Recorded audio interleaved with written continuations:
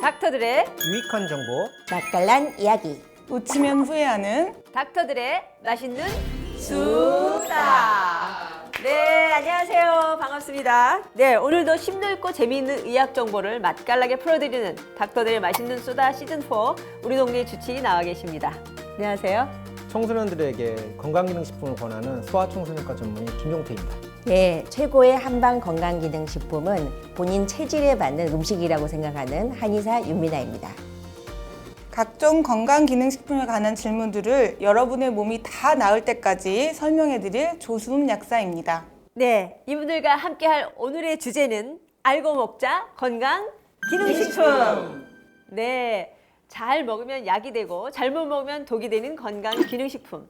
나이와 성별에 따라서 그 종류가 다양하다고 하는데요. 어떤 것이 있는지 내 몸을 살리는 건강 기능식품 화면으로 함께 보시겠습니다. 피곤하십니까? 잠을 잘 못 주무셨다고요? 혹시 만성 피로에 시달리진 않으시나요? 그래서 오늘도 각종 에너지 음료나 영양제들로 버티고 계십니까? 나이별, 성별, 목적에 따라 먹어야 하는 건강기능식품도 달라야 한다는 거. 그렇다면 과연 나에게 맞는 건강기능식품은 무엇인지 마수다 시즌4에서 지금부터 알려드립니다. 와, 정말 건강 기능식품 종류가 다양한데요. 그만큼 찾는 분들도 굉장히 많다고 하는데 그 찾는 목적에 따라서 좀 여러 가지로 이렇게 분류가 될 수 있을 것 같아요. 네, 맞습니다. 건강기능식품이란 인체에 유용한 기능을 가진 원료나 성분을 사용하여 제조한 식품을 말하는데요. 이거를 보통 약칭으로 건기식이라고 부릅니다. 건강에 도움을 줄 수 있는 성분을 간단히 섭취할 수 있는 식품의 형태로 가공한 것을 의미하죠.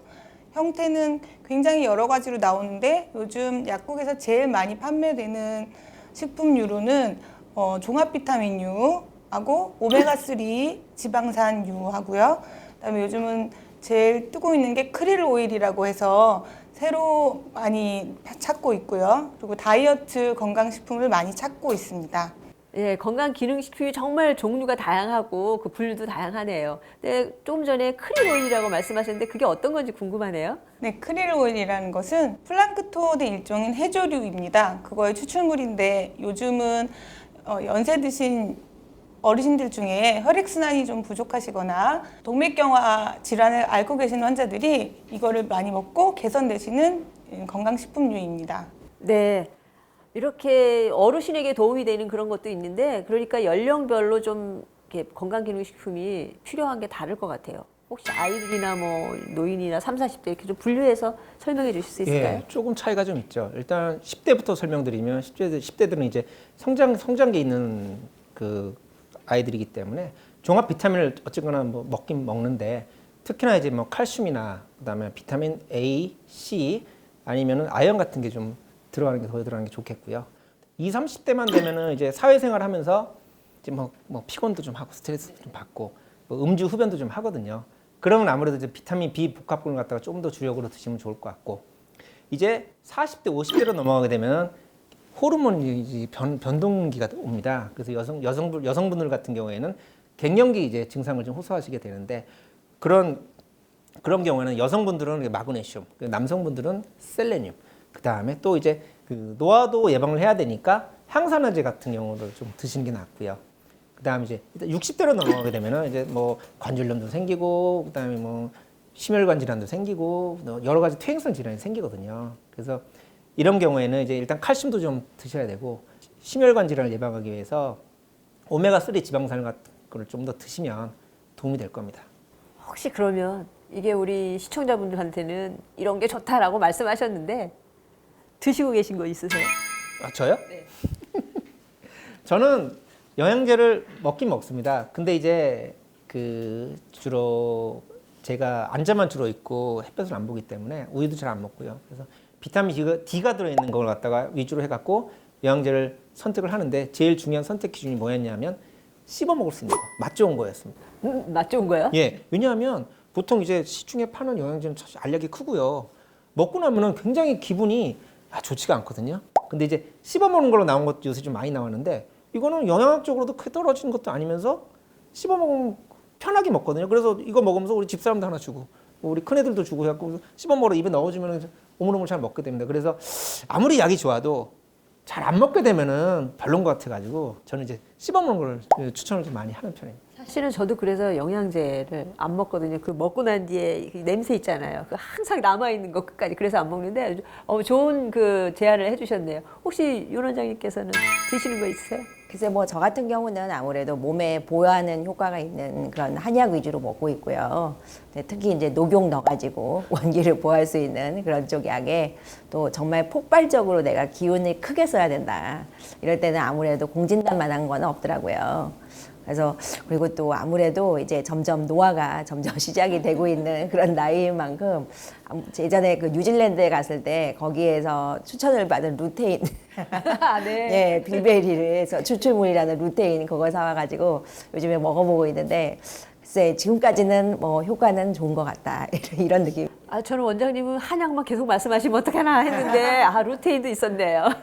네, 조수미 약사님 아까 뭐 여러 가지 종류 말씀해 주셨는데 본인이 들고 계신 건 있으세요? 네, 저도 이제 50대를 향해서 가고 있는 여자 주부인 만큼 이제 뼈 쪽으로 문제가 항상 되기 때문에 우리 몸에서 생성되지 않는 비타민 D가 굉장히 중요하잖아요. 그래서 칼슘이랑 비타민 D를 꼭 복용하고요.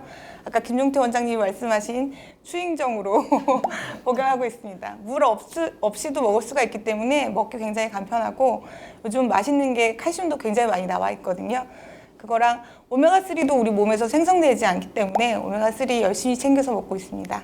네. 예, 여기 나와 계신 우리 주치 선생님들은 건강기능식품을 잘 활용하고 계신 것 같습니다. 근데 이제 이렇게 좋은 면만 있는 건 아니고 부작용도 있고 또 너무 뭐 맞지 않게 드셨다거나 아니면 뭐 과다 복용하셨다거나 이러면 문제가 생길 수도 있을 것 같아요. 어떤 문제가 있을까요?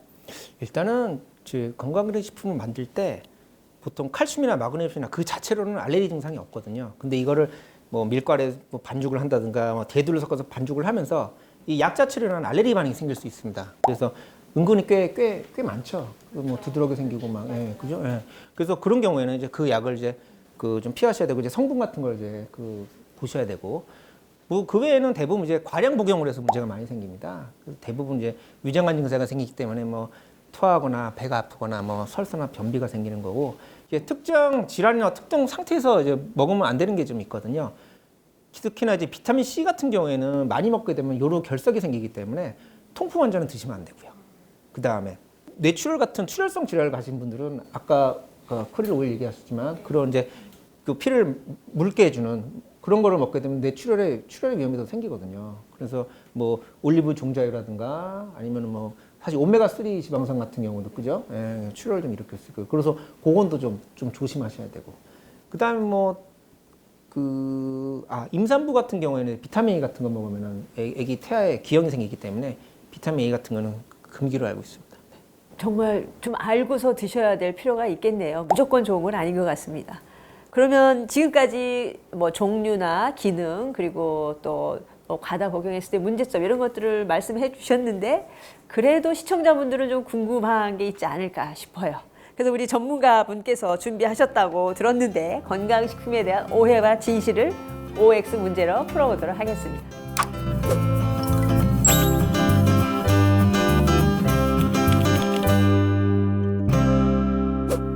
네, 문제는 방금 전까지도 약국에서 주민들께 기능식품에 대해 설명을 하다 오신 우리 조수음 약사님께서 내주시겠습니다. 준비하셨죠? 네. 네. 첫 번째 질문입니다. 다들 준비되셨죠? 네, 준비됐습니다. 네. 몸 상태를 보아하니 이것도 먹어야겠고 저것도 먹어야겠어서 너무나 헷갈리는 각종 건강식품들. 건강식품은 약이 아니니까 몸 상태에 따라 여러 가지를 한꺼번에 먹어도 된다. 어떻게 생각하십니까? O일까요? X일까요? 하나, 둘, 셋. 네, 모두들 X를 드셨는데요. 정답은 바로 X입니다. 네. 네, 너무나 약사님 말씀을 들으니까 우리가 아주 착한 학생이 된 것 같은 그런 느낌이 드네요. 근데 왜 그러면 안 되는지 좀 더 설명해 주시죠. 네, 건강기능식품이 아무리 의약품처럼 함량이 높지 않다고 해도 여러 가지를 먹게 되면 위장장애나 아니면 배탈이라든지 그런 부작용이 나타날 수가 있기 때문에 되도록이시면 의사 선생님이나 약사 선생님들과 상의해서 드시는 게 훨씬 좋다고 돼 있습니다. 네, 저 궁금한 거 있는데요. 이제 아까 김종태 원장님께서 오메가 3에 대해서 얘기하셨잖아요. 근데 이제 흔히들 오메가 6도 이제 그 어떤 유사한 기능을 한다라고 알려져 있는데 오메가 3나 오메가 6가 같이 들어 있거나 같이 복용할 때 어떤 문제가 생기고 이런 건 없나요? 오메가 3는 몸에서 생성되지는 않지만 오메가 6는 음식물이라든지 그 외 다른 의약품을 통해서 많이 섭취가 가능한 식품이거든요. 근데 몇몇 분들을 제외하고는 오메가 6는 굳이 따로 복용하지 않아도 되고 오메가 3를 꼭 복용하셔야 합니다. 혹시 윤 원장님께서는 글쎄, 저도 잘 아는 게 없어가지고요, 사실은. 예. 별로 그렇게 아는 바가 별로 없어가지고. 예. 김종태 원장님이 잘 아실 것 같은데. 저요? 진료는 의사고 약은 약사잖아요. 네, 이 부분은 뭐 충분히 이해가 된 것 같습니다. 그러면 다음 문제 또 준비하셨죠? 네, 두 번째 문제로 가볼까요? 두 번째 문제 내겠습니다. 홍삼은 인삼과 다르게 체질에 상관없이 누구나 먹어도 된다. 이건 맞을까요? 틀릴까요? OX 하나, 둘, 셋 팻말을 들어주세요. 정답을 한 분은 O, 두 분 원장님은 X를 드셨습니다. 정답은 하나, 둘, 셋 X입니다. 네, 이 홍삼도 보통 분들은 그러니까 인삼은 열을 많이 내서 드시면 안 된다고 생각을 하지만 홍삼에는 열을 안 낸다고 생각하셔서 마음껏 드셔도 된다고 생각하시는 일반인들이 굉장히 많이 있습니다.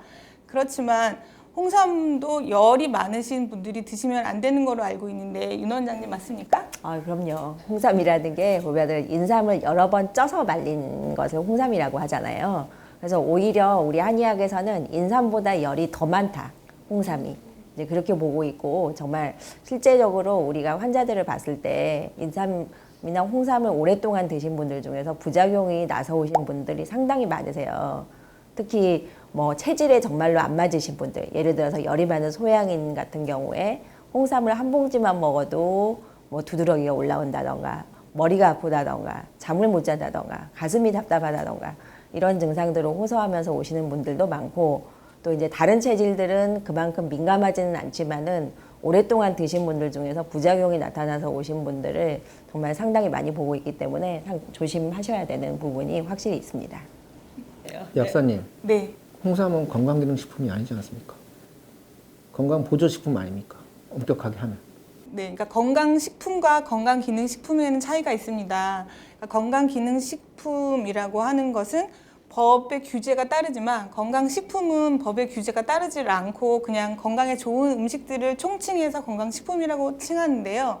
홍삼 제품 중에 건강기능식품으로 인정받은 제품도 있습니다. 네, 건강기능식품과 건강식품의 차이점, 이런 보조적인 내용까지 우리가 알아봤는데요. 이번에는 맞수다 주치들에게 건강식품과 관련된 시청자 사연이 들어와 있습니다. 함께 보시죠.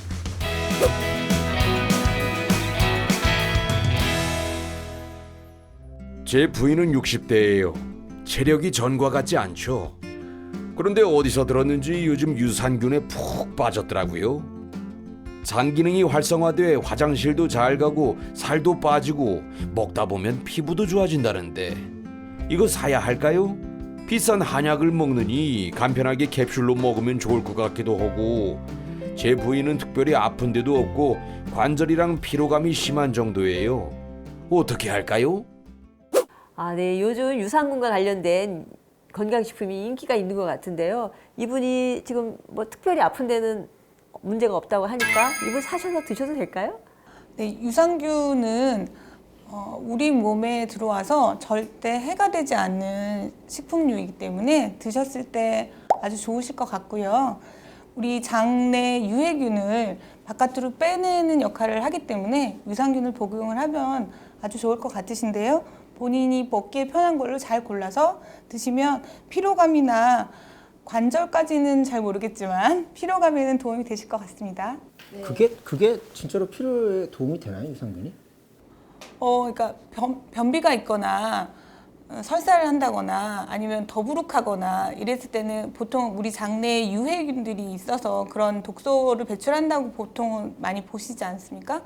그래서 대부분 유산균을 넣었을 때 그 유해균이 나타낼 수 있는 독소 성분들을 많이 막아주기 때문에 제가 볼 때는 많이 장 건강에는 도움이 된다고 생각합니다. 글쎄요, 저는 뭐 그거는 있어요, 확실히. 그 이제 과민성 대장증후군은 효과가 확실히 있는 것 같습니다. 그거는 과민성 대장증후군은 장내 그 정상적인 생리충이 어떻게 잘못되기 때문에 그런 것 때문에 효과는 있는 것 같은데 그거는 이제 어느 정도 되는데 그 외에 나머지는 특히나 이제 어느 정도 뭐 관절염 좀 있고 뭐 피곤하시다고 굳이 그 비싼 유산균을 갖다가 약국에서 사갖고 드셔야 근데 김종태 원장님도 과거에는 유산균을 드신 걸로 알고 있는데. 제가요 네. 엄청 오래 먹었어요.